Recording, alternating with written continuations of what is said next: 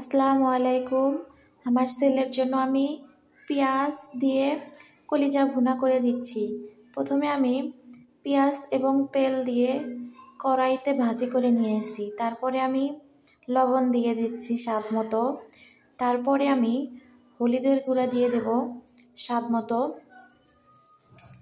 আমার ছেলে ঝাল খায় না, এর জন্য আমি ঝালটায় স্কিপ করেছি।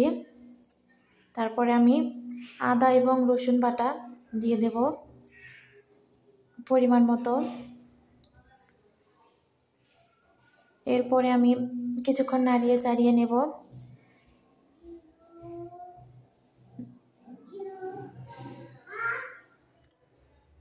সবাই আমার চ্যানেলটাকে সাবস্ক্রাইব করে দেবেন, পাশে থাকবেন। তারপরে আমি কিছু আলু সিদ্ধ করে রেখেছিলাম, সেটাকে আমি দিয়ে দিলাম। তারপরে নাড়িয়ে চাড়িয়ে নিলাম। এরপরে আমি আমার মুরগির কলিজা টুকরো আমি ওর ভিতরে দিয়ে দেব। এরপরে কিছুক্ষণ নাড়িয়ে চাড়িয়ে নেব। এবার আমি পরিমাণ মতো পানি দিয়ে দেব।